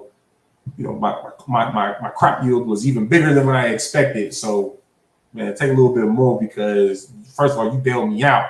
Wouldn't even had it in the first place, had the opportunity. But and you know what? That's brotherhood. That's the type of appreciation that even comes forth anyways. And just look at yourselves for a moment. When, as a Black, Latino, First Nation man or woman in oppression, when you going through it and you get a brother or a sister that helps you out, and then that little help that they gave you just so you can stay afloat, not even get on your feet on land, but just stay afloat. You finally get on your feet, and now you got a surplus. What's one of the main things that you want? I gotta show you how much I appreciate you. Thank you. Not only am I, you didn't even say I had to pay you back. You told me not to pay you back, but I'm paying you back, and then I'm gonna even give you a little bit more because that's how much I appreciate your help. You understand? I mean, I can't be the only one who feel that way. It's a lot. Man, I know that y'all don't. I know that y'all do the same exact thing. You understand? And that's something that's in our spirit. Y'all understand that? And mind you, we all have to keep that spirit amongst ourselves and bring ourselves all together to keep and maintain that spirit amongst each other. Y'all understand? Because you know what? As long as we stay against each other, we continue this whole, I'm from D Street, I'm Gerson, goddamn Crip this, blood that. I'm at the hell with all that. F them all. You're stupid as hell trying to rep a fucking street that a white man owns. You stupid as hell that trying to rep a goddamn color that you don't own. You just wearing it. You understand? That's more important to you than the well-being of your brother and your sister. Just imagine if you reverse that. How powerful Blacks, Latinos, First Nation men and women would actually be. Just imagine how great this world would be. Now, mind you can say, and a lot of people do think, hey, what a time it is to be alive here, coming into 2023 with all this technology and merchandise and X, Y, and Z. Mind you, who brought forth all of those great things that makes this world that we live in so amazing? Blacks, Latinos, First Nation men and women. Mind you, divided Blacks, Latinos, First Nation men and women. Imagine how much greater this earth would be if it was a unified, one body, one mind, one voice of Blacks, Latinos, First Nation men and women. Y'all probably, yeah, I saw that. You broke it. You can't even fathom that. That almost sounds unreal to most of us. Like how they say that the Bible is just a fairy tale, man. You know why they think it's a fairy tale? Because in their spirit, they understand who this goddamn Bible is actually speaking about. Everybody knows. Everybody does know who this Bible is speaking about. But let's be honest. Majority of people are actually in denial. Nobody actually wants to face the truth of anything. Because nobody really wants to face the music. Nobody wants to face the consequences for their actions. And a lot of the actions are generational actions. A lot of the consequences are generational consequences. I mean, hell, Blacks, Latinos, and First Nation men and women, we've been suffering our generational consequences for, I mean, at the current streak, 500 goddamn years. They don't want to taste their own medicine though. They don't want to taste their own generational curses. That's on the way to them. This is why they keep us divided, because they don't want to see their generational curses. You understand? They don't want to see their generation time and time again that they come into this goddamn world. They see my face, so happy to give their asses lashings again for the morning. And then before night, or it's like before bed, keep mine submissive. And I wish you would try to goddamn run away. You know what I do? You know what I'm gonna do to my runaways? I'm gonna shave the bottom of their feet. And then they gotta go work the pig shit pens barefoot. You know what kind of infections is gonna come that way? You ain't gonna be able to walk. Yeah, run away you want to. You see you run away again. How you gonna run? Barely even walk. And guess what? If you die in the shit pen, I mean, you die in the shit pen. I ain't even gotta check up on you. The fucking pig will eat you. Ain't my problem no more. And you know why that's okay? Because they did worse to us. Y'all understand that? I pray that y'all do. I know I got a little sidetrack. Let's get back on it. Knock these last couple precepts out that I got for y'all. Right? So, one body, one voice. We all need to come together. We need to stop this whole bullshit division. You understand? Stop with the Bloods and the Crips. Stop saying, oh, black and brown, division. Man, we need to have black and brown unity. Like them shirts be saying black or brown, unite or die, that we got in the UPK. You understand? Because that's a reality of it. If you're not with us, you are against us. If you are not with the Lord, you are against the Lord. So when everything starts popping off, who do you think the Lord is not going to protect? The ones that was with him? Come on now. We ain't living a Disney movie. You understand? Who's that? Exodus 24:3, Numbers 12 and 6. All right, we're going to go to look at Numbers 12 through Look at Numbers chapter 12, verse 6.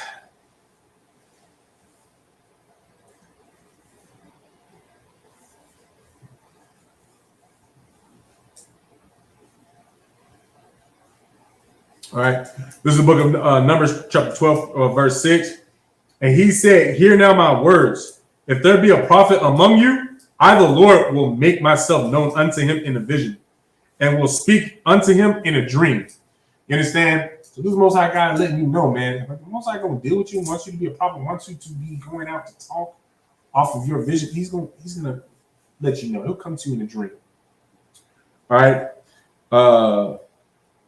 Oh, damn, I lost my place just like that. Verse 7, Salakia.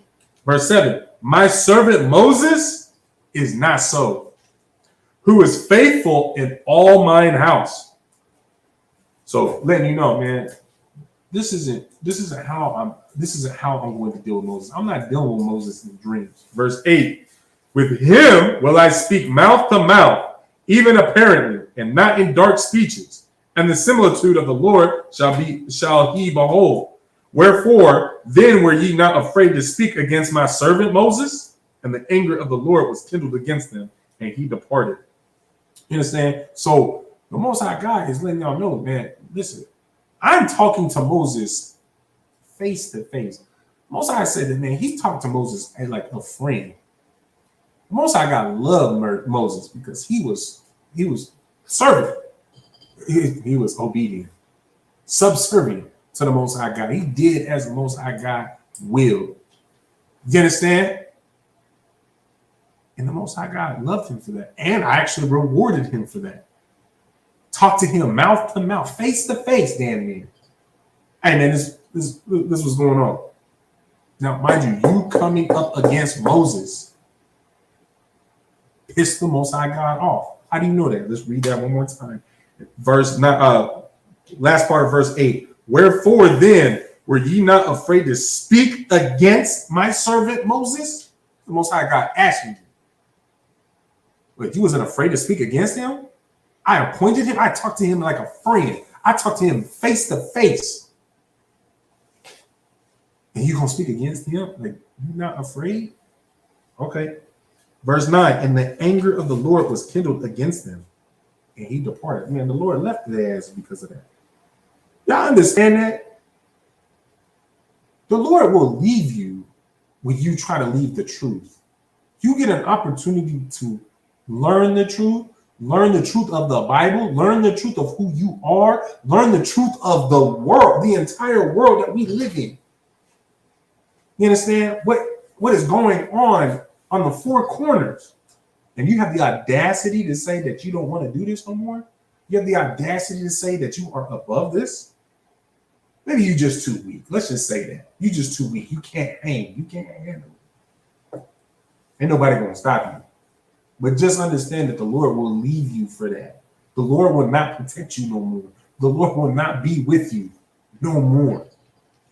When you walk through that valley of death and darkness, you don't have the privilege of saying that, for thou art my light, that you guide me through this valley of death. You don't have that privilege. You just better hope that goddamn whatever the hell is going on in that valley that day, that night, they ain't in the mood to fuck with you. You understand that? Because you do realize, as a Black, Latino, First Nation man and woman, we are always in that valley of darkness and death. And the only way that you can get through the night, every night, is if you serve the Most High God. You have the Most High God on your side. And part of that is being, part of having him on your side is you being unified with your home, being one with your home, being in the ISUPK. You understand that? All right, let's drop that. We're going to go to Numbers chapter 14, verse 11. Right? The book of Numbers chapter 14, verse 11. And the Lord said unto Moses, how long will this people provoke me? How long will it be ere they believe me? For all the signs which I have showed among them. And see, now the Most High God, now we get to the part where the Most High God is saying it himself. I know they've seen all these great wonders that I did for them. And they still want to argue with you to debate me. When is this going to end? How much longer we got to deal with this nonsense? Right? Verse 12, I will smite them with a pestilence and disinherit them, and will make of thee a greater nation and mightier than they. So now we're getting into where the Most High God is just saying, man, I'm done dealing with these goddamn people. I'm going to kill them off, and I'm just going to rebuild with you, Moses. Now we read further, just because we short on time. I want to get the rest of these scriptures, these precepts done. We're not gonna go through the whole thing, but I'm a cliff note it for y'all. Moses pleads with the Most High and said, "Man, like, don't do that. Like, isn't this the people that first of all you made this promise to them, right? And if you kill them, what are the other nations gonna do? They're gonna sit there and think that, oh, their God just delivered them out of this land just to kill them. We should, Lord, I don't think you should do that. Give them another opportunity." Is he asleep? No, Most High in Christ. Yeah. Y'all understand? So, just click on. That's what happened after that. Point to that scripture is, you see how the Most High will kill you. The Most High God is not this passive faggot that y'all be worshiping in these Christian churches, who don't care if you are out there blowing a rod left and right. And yes, because it's 2022, that applies to man and woman and every, all the it's that want to call themselves what is. Where the world don't even know what the hell you are. You understand? The Most High God will kill you if you do not be on one accord with what he has said and ordained for his people. You want to go against it, you just want to be one with death, and the Lord will give it to you. If you think I'm wrong, remember, this right here is not a religion. This is not something that you just pick up and just say, "Oh, I believe in this, and then now this is my God." According to this book, this Bible was written for and by Blacks, Hispanics, and First Nation men and women, for Blacks, Latinos, First Nation men and women. Because our God is a nigga God. And he is only for those said people who follows his said ways. Everybody else can just die. He don't give a damn. This is our history book. It's not a religion. This is our culture. This is not something to play with. Unless you think your life is just a game, then you know what? I understand why you trying to play with the Lord like that. You understand? If that's how you feel about your own life, then it makes sense why you think the Bible is just a game. It's just a fairy tale. You think that your belief system is just something that you just kind of I'll pick this up along the way. These are this is one of the attributes I'll add to my life, is that I decide to believe in this. I decide to believe in that. Okay, yeah, go ahead. Play it like a goddamn like it's a role playing fucking video game. Till your ass get put in chains all over again. Till you get killed off all over again. For your ass end up with monkeypox all over again. You understand that the atrocities that happen to Blacks, Latinos, First Nation men and women will all come to an end if we just stop acting like this is all a goddamn game. As if free will is an actual thing. If it was free will, you would have the option to say, you know what, I want to serve the white devil God instead of the nigger God, the one and only real God. You would have that choice. There's no such thing as free will. It's either live or die. Does that sound like freedom of choice to you? Does that sound like you have a freedom of choice?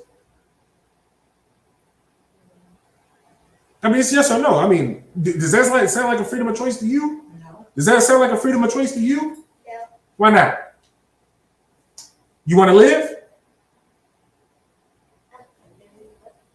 You know, that's all right. No sweat. But you understand? If you desire to live, it doesn't sound like you got much of a choice but to do as you were told, right? I mean, I don't see you going out of your way into the forest to go and find, some poisonous ass mushrooms to go and eat. They need to be put in here. You know, it's not in the Bible. Go eat poisonous mushrooms that will kill you, put you through a miserable agony for 13 hours before you finally die. You know why you don't do that? Because you want to live. You understand what I'm getting at with that? All right. Where was we at? 14 and 11. So drop that. We're going to go to the book of Amos, chapter 3 and verse 1. So we're going over just a little bit over 9 o'clock, just because I do owe y'all 15 minutes. So like it for being late earlier. Yeah, Las Vegas, they bipolar with the weather and how they want to set up the the construction and whatnot. So like y'all, that did kind of mess me up a little bit getting here on time.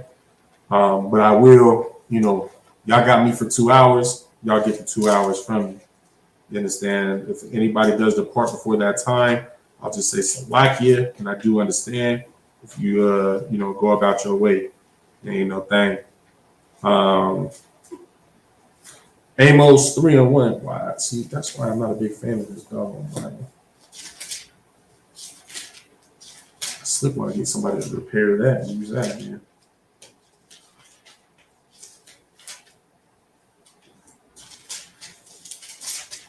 There we go. I just get right to it. Stupid. Can't do it with this one for some reason. All right. This is the book of Amos, chapter 3, verse 1. Hear this word that the Lord has spoken against you, O children of Israel. So hold on, let's stop real quick. So the Most High God is only speaking to one set of children. He's only speaking to one, right? Which are the children of Israel, not the world, not the Chinese, who are the Moabites, not the African booty scratchers, who are the Hamites. You understand? Not the white man, who are the Edomites. Stop messing with it before you pull off the rest of those. He's talking to the Israelites. O Israel, whom of which are the so-called blacks, Latinos, First Nation men and women. Against the whole family which I brought up from the land of Egypt, saying, now we just got out of talking about, all sorts of little stories that happened with Moses and Aaron and the Israelites, right? So we got an understanding of who the hell the Israelites are, who the hell the family is that came out of Egypt, right? So now the Most High God right here in Amos 3 and 1 is talking to them, all of them that just came out of Egypt, the Israelites that came out of Egypt. Verse 2, you only have I known for of all the families of the earth. Therefore, I will punish you for all your iniquities. You understand? So this lets you know, and this was a lesson I had to learn as a child. You can go and get caught up for the same goddamn thing with one of your little white friends. And I'm saying white friends because this, like I said, something I grew up to learn for myself. Running through my goddamn daddy and the power of my father's wrath. Man, if y'all see my father, that is not he is a big man that you do not want to piss off. And mind you, they used to call me Rudy when I was a kid because I was so small. I had a lot of heart, playing football, right? I didn't give up. Not only that, but I smacked the hell out of your ass. Anyway, neither here nor there, right? My dad taught me this Bible. My dad showed us, because me, my brother and sister, the spirit of having a parent who is a nigga. Because he had that same spirit that the Most High God has. He ain't worried about what goddamn Andy did down the street. I don't give a fuck if it was the same thing that you did. Like it for my language. I don't give a damn if that was the same thing that you just did. That's not my child. I don't deal with him. He spittled unto me. You understand? I'm worried about what you did. You did this, I'm whooping your ass.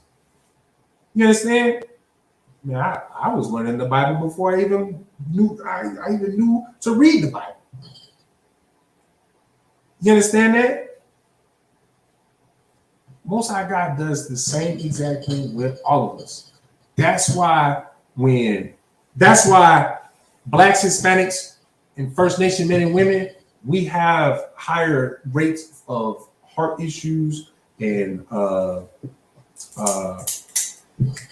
blood pressure and whatnot. What's the first, when you go to the doctor, they say you got heart issues, blood pressure issues. What's one of the first things they tell you that you need to knock off?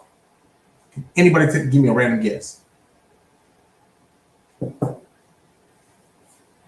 you think? Blood issues? Huh? Blood issues? No.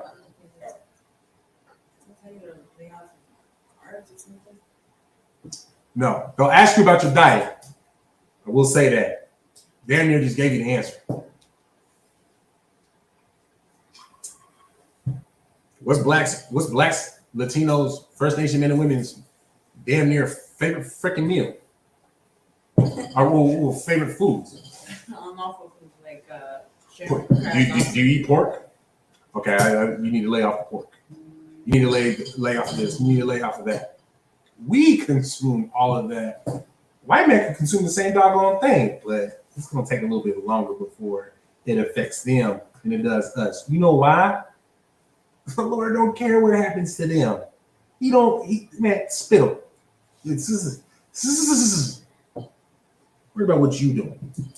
Your ass can be 115 pounds, 5'4", look like you in great health. I don't even know what that looked like anymore. That was such a long time ago for me. Anyway, you understand? And you can have high blood pressure issues, heart issues. Why? You at home every breakfast, every morning, eating bacon, pork bacon. Ain't no wrong with bacon. Technically, bacon is just a cut. That's all that is. It's a certain cut of the meat. Shit, me and my family, man, we love us some goddamn beef bacon. Love some beef bacon. That is just, don't even get me started. But that pork bacon, though, you wonder why you got these health issues. You understand?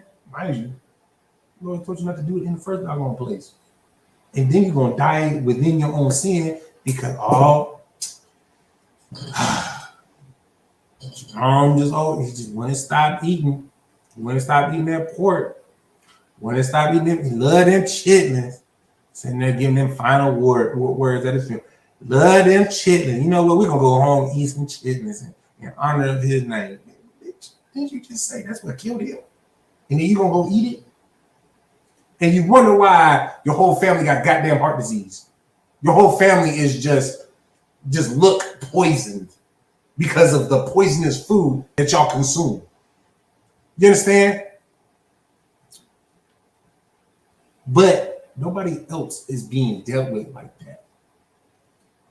So why would you try to unify with a nation of people that has nothing in common with you? That's not going to go through the same hardships that you go through. Like I said, I learned this as a child. I learned this as I was being raised.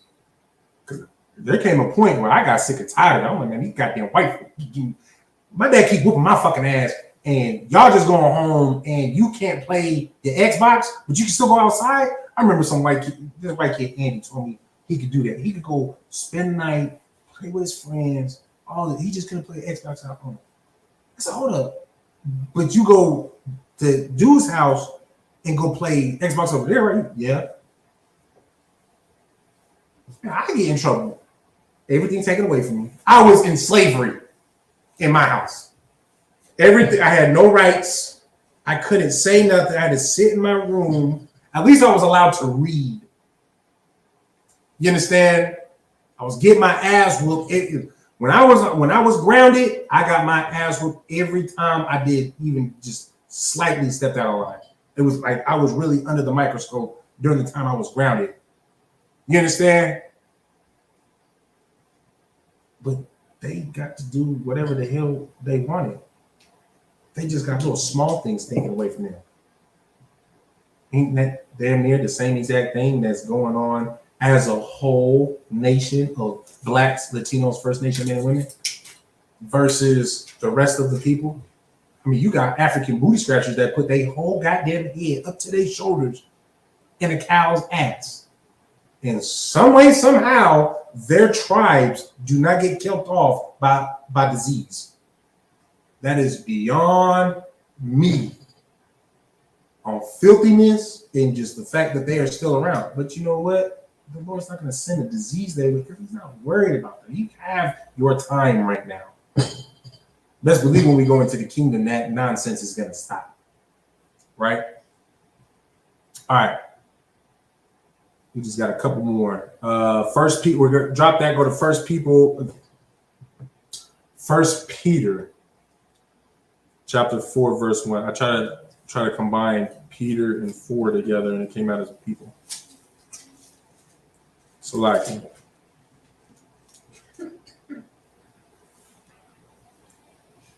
I can find it, man. Damn near want to take my old sword back. There it goes. All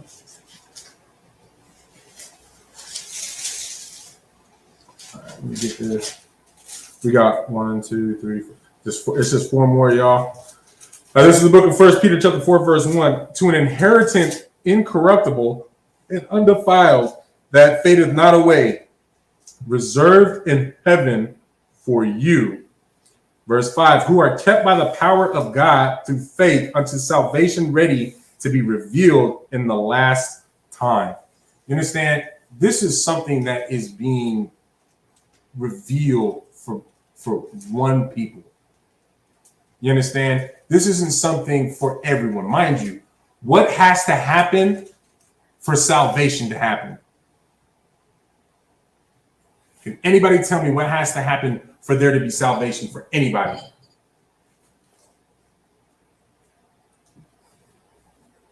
You cannot have salvation without this. Repentance? No. I mean, do you need to repent? Yeah, sure. Right? You have to follow the laws. No. I mean, that gets you qualified. But for you to actually receive the salvation, what also simultaneously has to happen?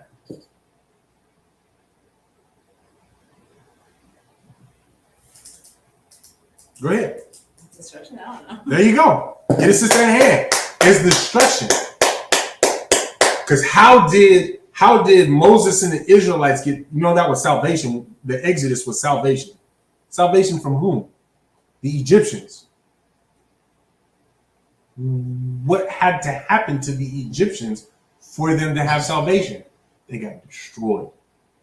So how do you think that blacks, Latinos, or First Nation men and women are going to get salvation from America, from UK, from the Spaniards that do inhabit Mexico and South America, Canada, where we're scattered to the four corners of the earth? How do you think that we will actually receive salvation? And these other nations are destroyed. You understand that? And the beautiful part is, you don't have to act like the goddamn KKK, where you go and light up fires and shit on people's lawns, and then you go and kidnap their kids and hang them on trees in the middle of the night for their parents to wake up to see in the morning. You ain't got to do that. You ain't got to do that. They did it to us, but you ain't got to do that. Because what's coming their way is going to be a whole lot worse. The Most High God is going to do himself. We are going to see another reiteration of what happened with the Israelites receiving salvation from the Egyptians. We're going to see it again. We're going to see it in America. We're going to see it in Asia. We're going to see it in Europe. We're going to see it all over. You understand? You can go inside and lay down. We're almost done. If you want, you can go inside and lay down. Go lay down on the couch. All right. Drop that. Go to the book of First Maccabees, chapter 2 and verse 27. We almost done, y'all. So like it. I just want to get this done.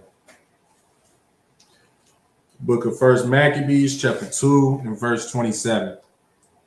And Mattathias cried throughout the city with a loud voice, saying, whosoever is zealous of the law and maintaineth the covenant, let him follow me.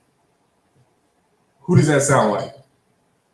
If you watch them classes on Mondays and watch them classes on Thursdays, there's someone in particular who it says it on a weekly basis, twice a week. Who's that sound like? And I'm looking at you. General Mahine. Because what is one of his famous things to say? When it's talking about how would you summarize this in Jeremiah Hyman's words? Yeah, no sweat. The book of First Maccabees, chapter 1. That's like it. The book of First Maccabees, chapter 2, verse 27. And Mattathias cried throughout the city with a loud voice, saying, whosoever is zealous of the law and maintaineth the covenant, let him follow me.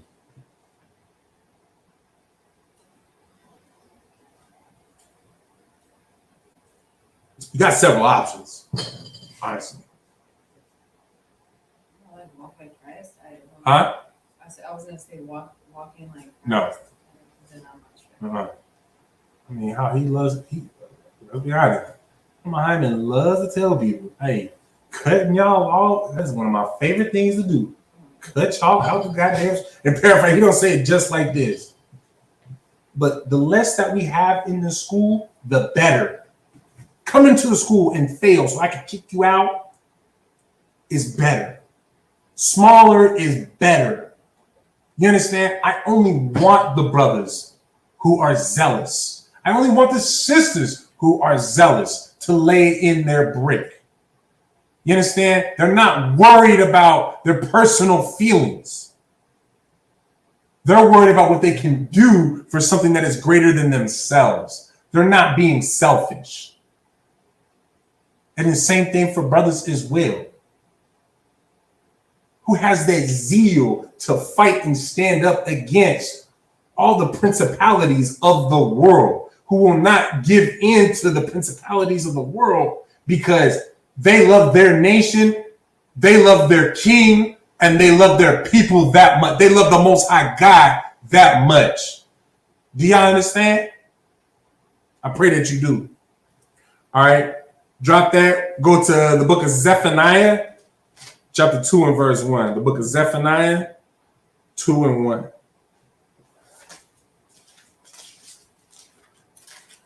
We got this in the Mark 9 and 38. So this is the book of Zephaniah, chapter 2, verse 1.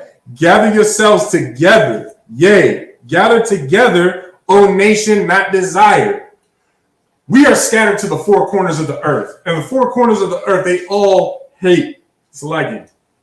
Blacks, Latinos, First Nation men and women. Asians hate us. Goddamn Africans hate us. Mind you, you know the Africans hate us because all throughout the civil rights movement, how many African countries actually came forward and say, hey, we are Zombunda, here to come and claim our people. You are mistreating our people.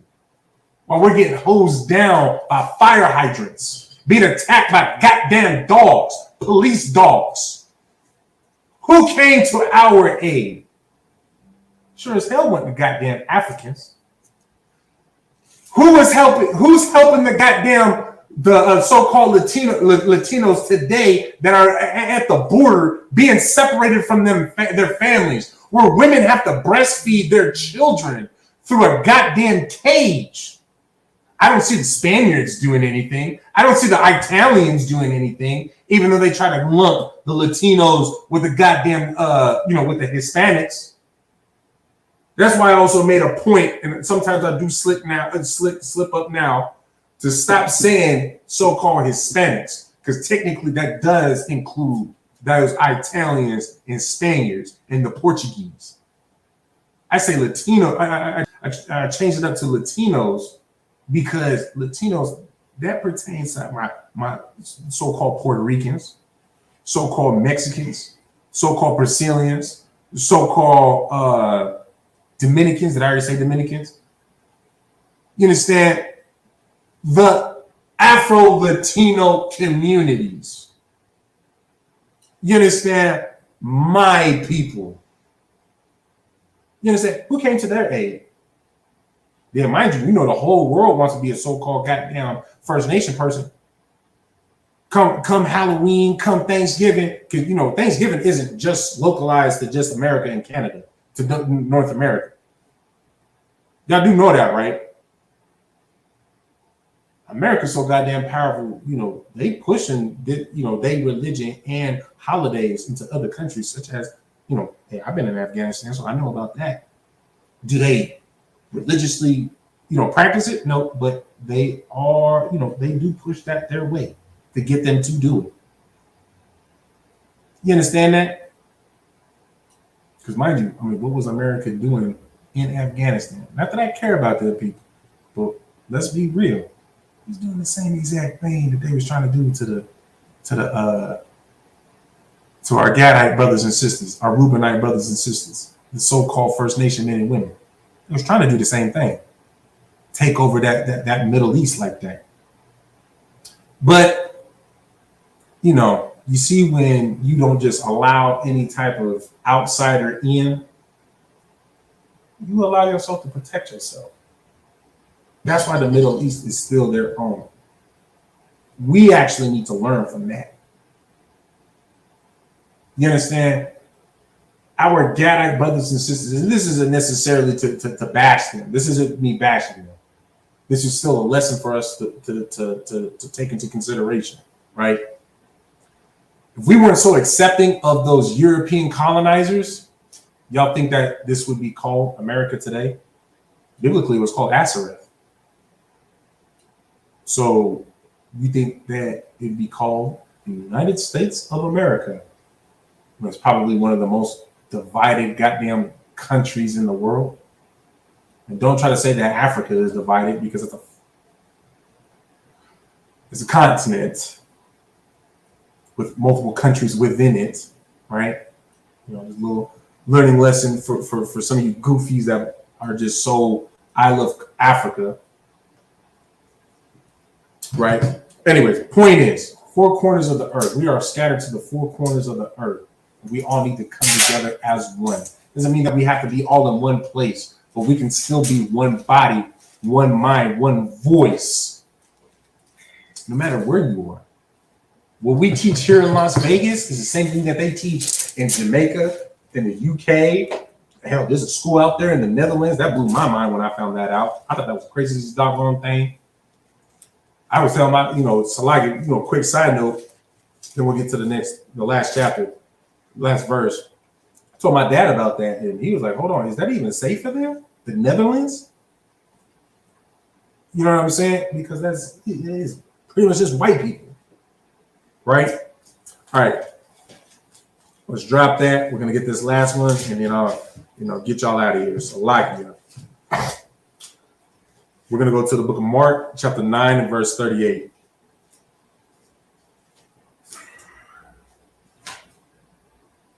Book of Mark, chapter 9, verse 38.